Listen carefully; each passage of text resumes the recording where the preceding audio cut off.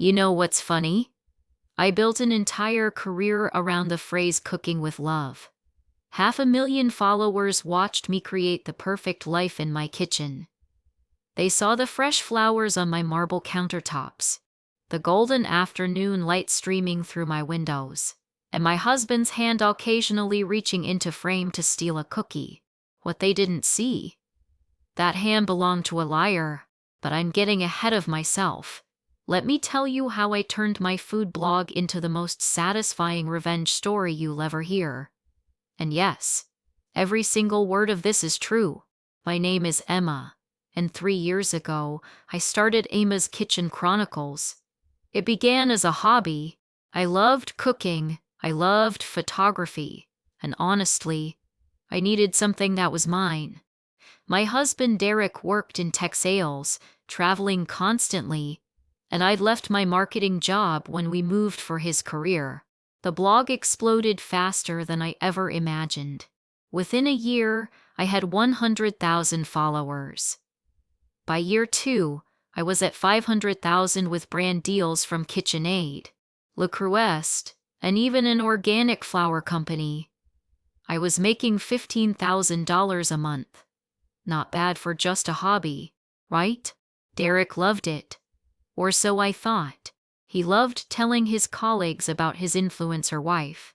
He loved the free kitchen gadgets. He especially loved using my follower count to get restaurant reservations. What he didn't love?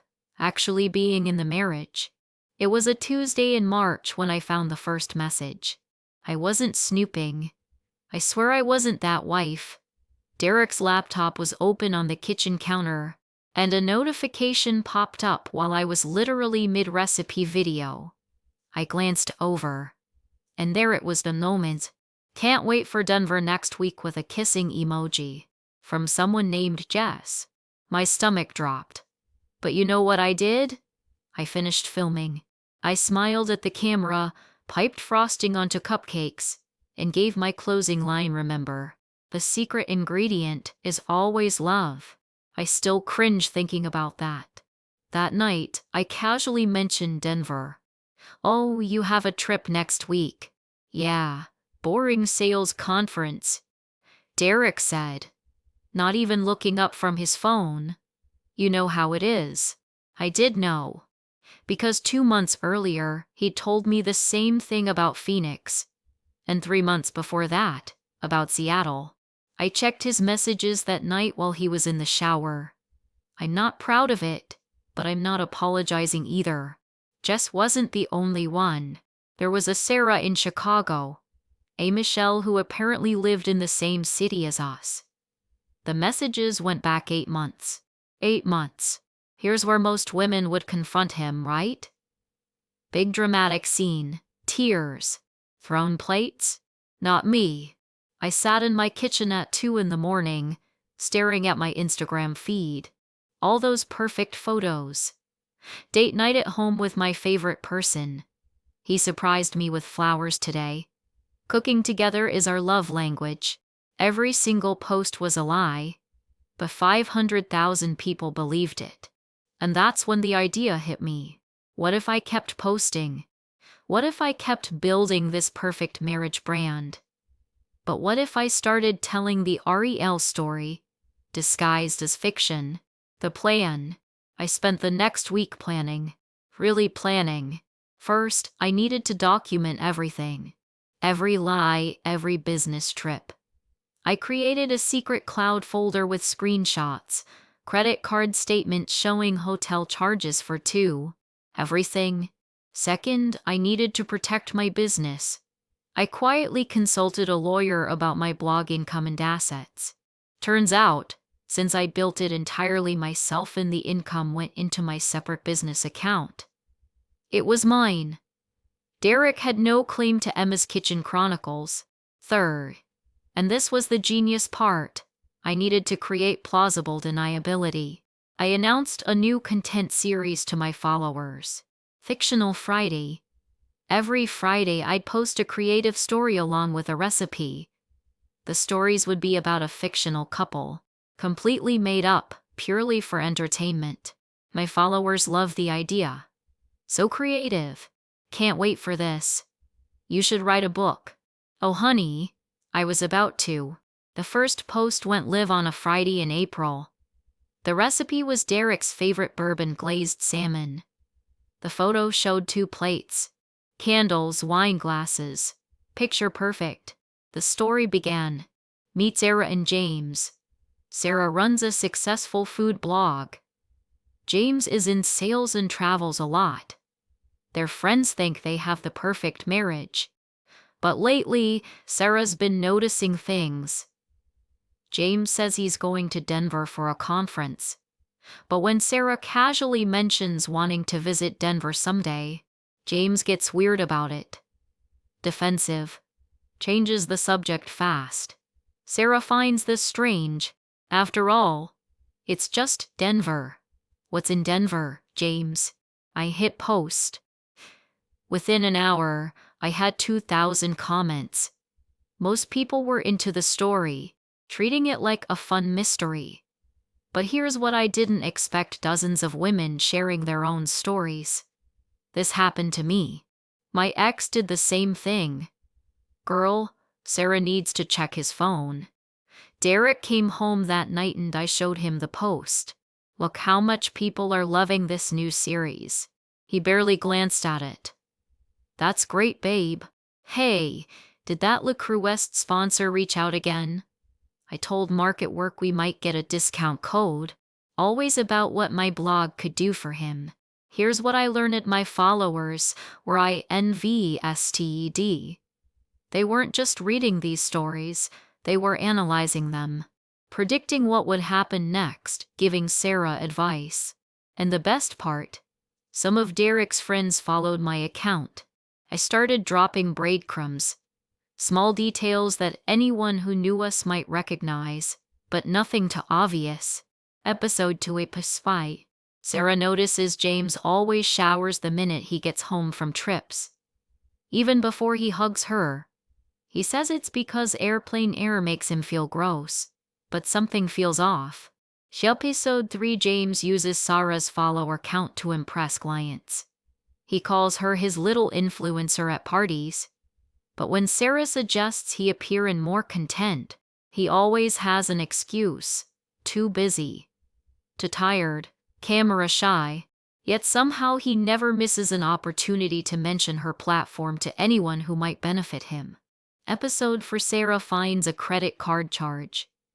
Dinner for 2 at an expensive steakhouse in Chicago. On a night James said he ate alone in his hotel room, too tired to go out. When Sarah asks about it, James says he took a client out. A male client. But the charge was at 9:30 p.m. What business dinner happens at 9:30? That last one? That was real. Down to the exact time stamp. The comments exploded. Sarleo Chennai DSEOLEAVHIM. Check his phone. This is definitely cheating. And then I saw it. A comment from someone named Mark_Xales. Derek's colleague. While this is oddly specific, hope this is just fiction. My heart raced. But I played it cool. I liked the comment and replied, all fiction. But I guess cheaters are pretty predictable, right?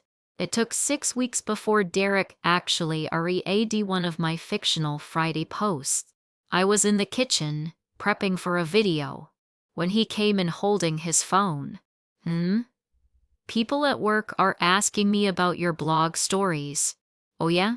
People love the series. Yeah. He looked uncomfortable.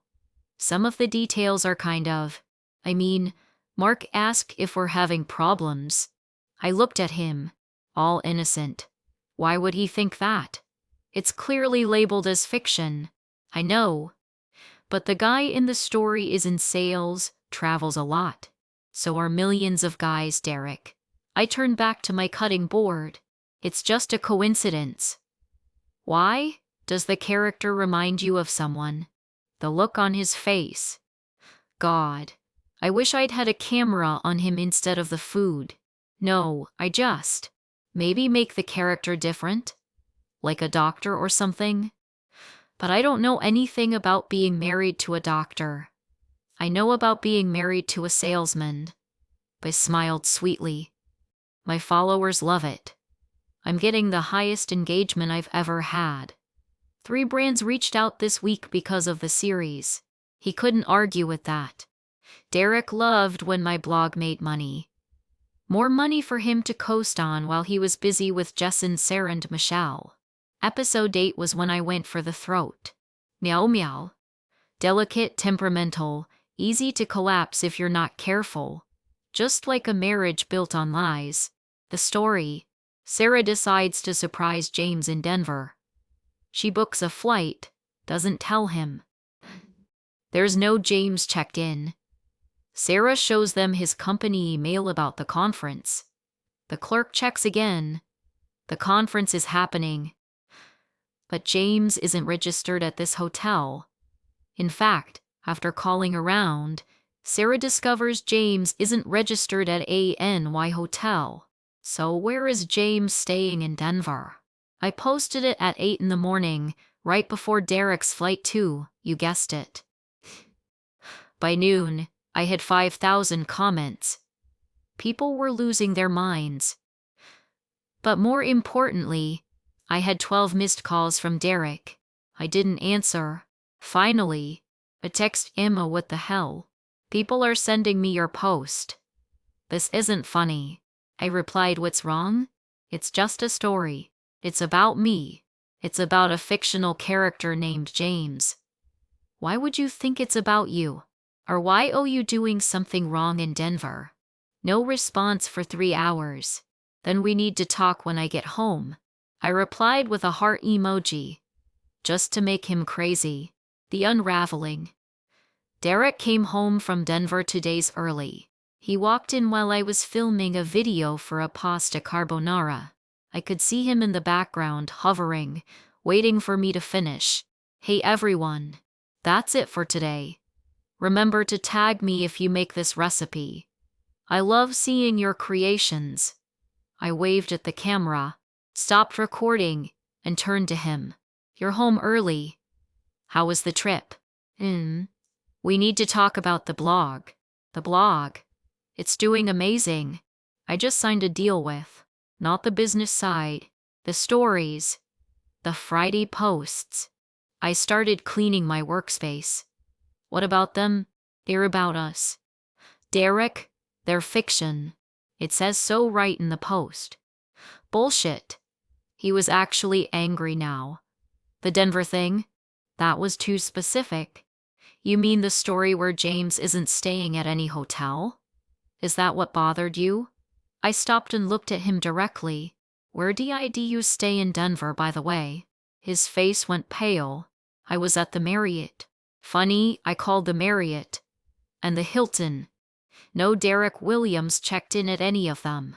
You checked on me? No, I was researching for my fictional story. You know, for authenticity. We stared at each other. Fine, he finally said. I stayed with a colleague. We shared an Airbnb to save the company money. A colleague? Like Jess? And there it was. The moment he realized I knew everything, Derek tried to play it off. Of course he did. Jess is just a co-worker. We shared an Airbnb because the hotels were expensive and Sarah in Chicago? And Michelle here in town? Are they also colleagues helping you save money? He sat down heavily on one of the kitchen stools. The same stool he sat on in dozens of my Instagram photos, the one where he played the supportive husband. How long have you known? Does it matter? Look, I messed up. I've been stressed with work and... Don't. I held up my hand. Don't give me the stressed excuse. You had time to maintain relationships with at least 3 different women. That takes effort, planning, creativity. You weren't too stressed for that. So what? You've been writing about it online? Humiliating me? The audacity. Humiliating you? Derek, it's fiction. Remember? You're not James. Unless you're telling me you are James. He realized the trap. If he admitted the stories were about him, he was admitting to everything. If he denied it, he had no grounds to be angry. I want you to stop the series. No. Ugh. My followers love it. It's doubled my engagement. I've gained 50,000 new followers in 2 months. I've signed for new sponsorship deals. This series is the best thing that's happened to my career. What about our marriage? I actually laughed. Our marriage? Derek. We haven't had a real marriage in months. Maybe longer. I've been cooking elaborate meals for a ghost. Filming fake date nights with someone who's counting down the minutes until he can check his phone and text Jess. You want to talk about our marriage, NOW? Here's the thing about revenge. Sometimes it's not about the big dramatic moment. Sometimes it's about the slow burn. I didn't kick Derek out. I didn't throw his stuff on the lawn. I didn't even ask him to leave. Instead, I kept posting. Episode 9, Sarah goes to a lawyer. Not to file for divorce yet, just to understand her options. The lawyer asks about assets. Sarah realizes she built her entire business during the marriage, but James contributed nothing except appearing in photos. The lawyer smiles. In their state, businesses built solely by one partner's effort remain that partner's asset. James has no claim to Sarah's brand, her income, or her platform. She episode 10's Sarah tells James she knows everything. James begs for another chance. Says he'll do anything. Sarah asks if he'll go to couples therapy. James agrees immediately. At therapy, James tries to blame his cheating on Sarah's busy schedule. The therapist isn't buying it. States facts, shows evidence. James looks worse with every session. We actually did go to therapy. Derek's idea, not mine. He thought it would save us. It didn't. But it gave me material for 3 more episodes. You want to know the craziest part? My blog became more successful. Brands loved the storytelling. They loved the engagement. They loved that I was honest about relationships being complicated.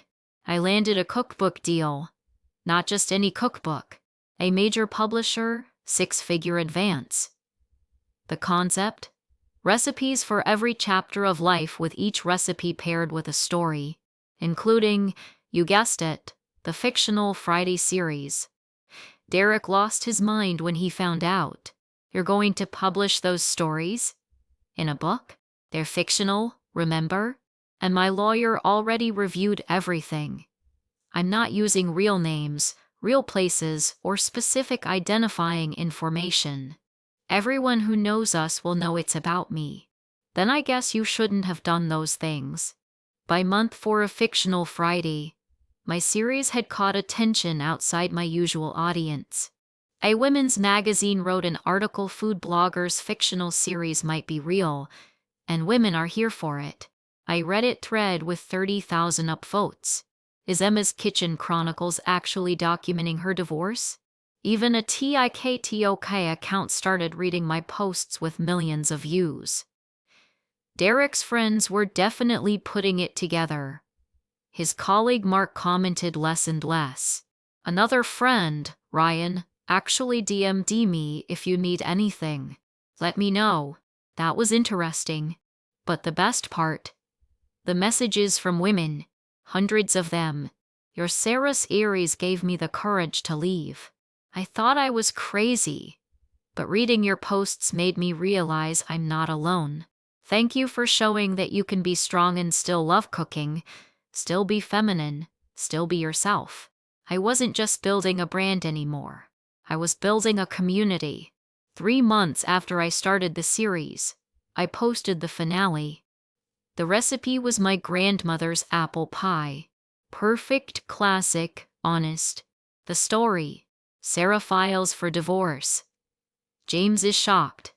He thought therapy was working. He thought Sarah would forgive him eventually. But Sarah explains that she already forgave him months ago. Forgiveness doesn't mean staying. Forgiveness means releasing the anger so you can move forward. And Sarah is moving forward. She's built a business she loves. She has followers who support her. She has a book deal.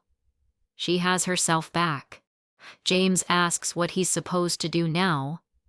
Sarah suggests he figure out who he is without using her platform, her success, her light. She wishes him well, genuinely. And then she posts a photo of herself, alone in her kitchen, smiling. The caption reads, "Sometimes the best recipe is the one you make just for yourself." I hit post at 6 a.m. on a Friday. By noon, I had 20,000 comments. By evening, Derek had moved out. The divorce was finalized 6 months later. Derek tried to claim he deserved part of my blog income since he appeared in Content. My lawyer laughed him out of the room. He appeared in maybe 30 photos over 3 years. Always in the background, always just his hand or his back. He contributed nothing to the business. No recipes, no photos, no editing, no strategy. He got nothing from my blog. I kept everything. My brand, my income, my followers, my cookbook deal. Oh, and Derek? Turns out Jess wasn't interested in a long-term relationship. Neither was Sarah or Michelle. Shocking, I know. Last I heard, he's still in tech sales, still traveling, still single. My cookbook came out 8 months after the divorce was finalized. It hit the New York Times bestseller list in week 2. The reviews were incredible. But my favorite comment was from a food critic who wrote, "Emma's recipes are delicious." But it's her storytelling that makes this cookbook revolutionary. She's honest about the fact that life doesn't always turn out like a perfect Instagram post. And there's something deeply refreshing about that. I did a book tour, 30 cities, sold-out events. At every stop, women came up to me with tears in their eyes, thanking me for being honest, for showing them that you can be hurt and still be powerful. That revenge doesn't have to be ugly. That sometimes the best revenge is just living well and telling the truth. It's been a year since Derek moved out. My follower count is now at 1.2 million. I have my own line of kitchen products. I'm working on my second cookbook. But more than that, I'm happy. I cook because I love it, not because I'm performing for anyone. I post when I want to, what I want to. I've even started dating again, though I'm in no rush. And yes, I still do fictional Friday sometimes. But now the stories are different. They're about Sarah's new life, about learning to trust again, about the joy of cooking for one, about event. So what did I learn from all this? Revenge doesn't have to be loud. It doesn't have to be destructive. Sometimes the best revenge is just taking back your narrative. Derek wanted to use my platform for his benefit while destroying our marriage behind the scenes. So I used my platform to tell the truth, protected by the label of fiction. He wanted me to be the perfect wife online while he did whatever he wanted offline. So I stayed perfect online and built an empire while documenting his downfall. He thought I needed him, that I was just a hobby blogger who got lucky. Turns out he needed me. My success, my followers, my brand. Without it, he was just another middle-aged guy in sales with commitment issues. If you're going through something similar, here's what I want you to know. You are not crazy. If something feels off, it probably is. Document everything. Screenshots, dates, receipts. Protect your assets. Talk to a lawyer before you confront anyone. Find your power. For me, it was my blog. It might be something else. But find the thing that's yours and protect it. Use your truth. You don't have to suffer in silence. You don't have to pretend everything is fine.